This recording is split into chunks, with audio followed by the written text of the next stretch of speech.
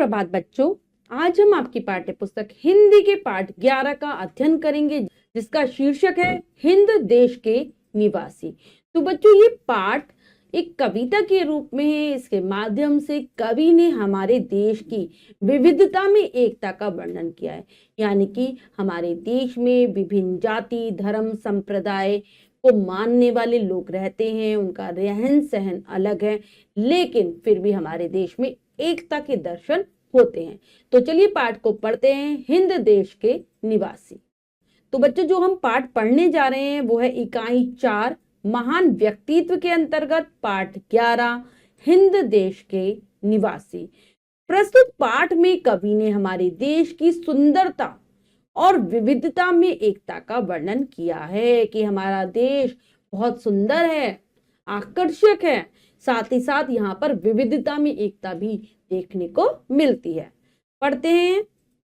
हिंद देश के निवासी सभी जन एक है। क्या कह रहे हैं कवि कि हिंद देश यानी कि हमारा जो भारत देश है, हिंदुस्तान जो देश है, इसमें रहने वाले निवासी यानी कि नागरिक, यहाँ रहने वाले लोग सभी जन एक है, सभी नागरिक एक है। चाहे सभी एक हैं, सब में एकता देखने को मिलती है, चाहे रंग रूप वेश भाषा चाहे अनेक है। क्या कह रहे हैं? चाहे वो उनका रंग अलग अलग हो, यानी कि कोई गोरा होगा, कोई काला होगा, ठीक है, उनका रंग अलग है, रूप सबका क्या है, सब देखने में अलग अलग है। यानी कि कोई छोटा है, कोई बड़ा है, मतलब लंबाई कह सकते हैं हम, छोटी बड़ी है। और उनकी चाहे वेश भाषा, वेश यानी कि जो उनके जो रहन सहन है, उनके जो वस्त्र हैं, वो सब अलग अलग है, वो अलग अलग भाषा बोलते हैं, ठीक है। तो यहाँ पर रहने वाले जो लोग हैं, उनके रंग रूप में विविधता आपको देखने को मिलेगी। अलग अलग प्रकार के कपड़े पहनते हैं, वो अलग अलग प्रकार की भाषाएं बोलते हैं, लेकिन अगर वो हिंदुस्तान के निवासी हैं, यहाँ पर रहने वाले हैं भारत देश में, तो सभी में आपको एकता के देखने को मिलेगी। सब आपस में प्यार से रहते हैं, एकता के साथ रहते हैं, क्योंकि उनकी संस्कृति एक है। किस प्रकार से बच्चों हमारे देश में विभिन्नता देखने को मिलती है? जिस प्रकार से अगर हम देखें, बेला, गुलाब, जूही, चंपा, चमेली, बेला, गुलाब, जूही, चंपा, चमेली, ये अलग अलग प्रकार के पुष्प होते हैं, अलग अलग प्रकार के फूल होते हैं, परंतु अगर हम इनकी एक माला बना दे, प्यारे प्यारे फूल गूथे माला में एक है। अगर हम इन सब फूलों की एक माला बना दें, एक माला में इनको गूंथ दें, एक माला में इनको पिरो दें, तो क्या हो जाएगी? एक माला बन जाएगी। उसी प्रकार से भारत में अलग अलग धर्मों को मानने वाले, संप्रदायों को मानने वाले, अलग अलग रंग वाले लोग रहते हैं, अलग अलग प्रकार के कपड़े पहनते हैं, अलग अलग प्रकार की उनकी भाषा है, लेकिन वो सब एक देश में रहने के कारण एक ही है, एक ही प्रकार की संस्कृति को वो अपनाते हैं। संस्कृति कौन सी? भारतीय संस्कृति, ठीक है। जैसे माला, अलग अलग फूलों की अगर हम माला बना दें तो वो एक हो जाती है, ऐसे ही यहाँ पर रहने वाले अलग अलग धर्मों के लोग, संप्रदायों के लोग एकता के साथ रहते हैं। कोयल की कूक प्यारी, पपीहे की टेर प्यारी, गा रही तराना बुलबुल, राग मगर एक है। अगर हम देखें, जो कोयल है, जब कोयल कूकती है उसकी बोली बहुत प्यारी लगती है। पपीहा जब आवाज करता है, ठीक है, उसकी आवाज बहुत प्यारी लगती है। और जो बुलबुल जो एक गाना सा गाती है, वो भी बहुत प्यारा लगता है सुनने में। तो इनकी क्या है, आवाज सबकी अलग अलग है, लेकिन अगर हम देखें तो इनका जो राग है, मतलब जो इनका सुर है, वो एक समान है। क्योंकि एक समान कैसे है कि वो ये तीनों ही अपनी, जो इन तीनों की जो आवाज है वो सबको प्यारी लगती है, इनका सुर सबको अच्छा लगता है। इसी प्रकार से भारतीय अलग अलग हैं चाहे, लेकिन उनमें एकता देखने को मिलती है, क्योंकि वो सभी भारतीय हैं, एक देश में रहते हैं, एक देश के नागरिक हैं। गंगा यमुना ब्रह्मपुत्र कृष्णा कावेरी, जाके मिल गई सागर में, हुई सब एक है। क्या कह रहे हैं कवि कि गंगा यमुना ब्रह्मपुत्र कृष्णा कावेरी नदियां सब अलग अलग नदियां हैं, सबके अलग अलग नाम है, लेकिन अंत में जाकर वो एक सागर में मिल जाती हैं और मिलकर एक हो जाती हैं। इसी प्रकार से भारत में रहने वाले, चाहे धर्म के आधार पर, चाहे संप्रदाय के आधार पर, चाहे जाति के आधार पर, या अलग अलग रहन सहन, वेशभूषा, खान पान के आधार पर चाहे अलग अलग हैं, लेकिन वो एक भारत में रहते हैं, तो वो सब मिलकर क्या कहलाते हैं? कोई हिंदू, मुसलमान, सिख, ईसाई नहीं कहलाता, वो सब भारतीय कहलाते हैं।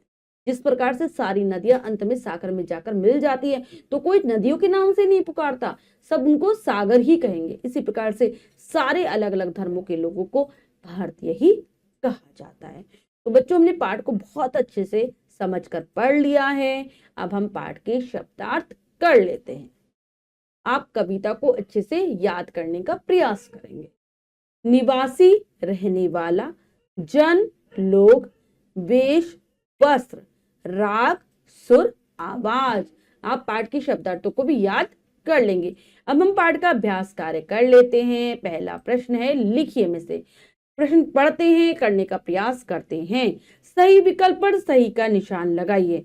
प्रश्न में 3 विकल्प हैं, 2 विकल्प गलत हैं, 1 विकल्प सही है। हमें सही विकल्प को चुनना है, सही का निशान लगा देना है। करते हैं। हिंद देश के सभी जन कैसे हैं? अलग अलग, एक, सामाजिक। सभी जन एक हैं। बी विकल्प हो जाएगा सही। हिंद देश में अनेक है, रंग रूप भाषा दोनों। तो अलग अलग रंग रूप मिलते हैं, भाषाएं भी मिलती हैं, तो आ जाएगा दोनों। सी विकल्प सही है। इनमें से फूल का नाम है बेला, बेल, बेली। तो इनमें से फूल का नाम है बेला। कूक किसकी प्यारी होती है? कोए की, कोयल की, कबूतर की। तो कूक होती है कोयल की प्यारी, आवाज कोयल की बहुत प्यारी होती है। तराना कौन गा रही है? बुलबुल, कोयल, मैना। तो तराना गा रही है बुलबुल। तो ये हो गया है बच्चों। तो बच्चों, हमारा अगला प्रश्न है, कविता की पंक्तियां पूरी कीजिए। तो यहाँ पर कविता की कुछ पंक्तियां लिखी हुई हैं, अधूरी हैं, हमें पूरा करना है। करते हैं। तो पहला है, हिंद देश के निवासी। फिर रिक्त स्थान है, तो करेंगे, हिंद देश के निवासी सभी जन एक हैं। सभी जन एक हैं। उसके बाद अगली पंक्ति है, रंग रूप वेश भाषा। रंग रूप वेश भाषा चाहे अनेक है। कोयल की कूक प्यारी, पपीहे की टेक। पपीहे की टेक प्यारी, पपीहे की टेक प्यारी। फिर अगली पंक्ति है, गा रही तराना।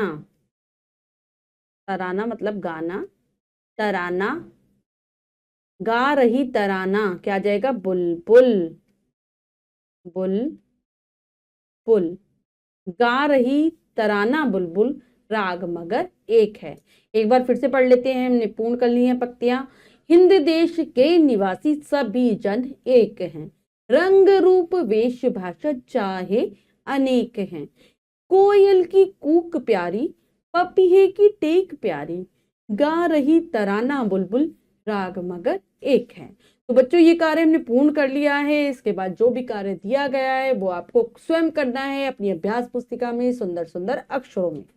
बच्चों, हमने पाठ के माध्यम से हमारे देश की विभिन्नता में एकता के बारे में जाना कि किस प्रकार से हमारे देश में रहने वाले सभी लोग एकता को अपनाते हैं, सभी भारतीय कहलाते हैं। आशा करती हूँ पाठ समझ आ गया होगा। कविता को याद करेंगे, शब्दार्थों को याद करेंगे।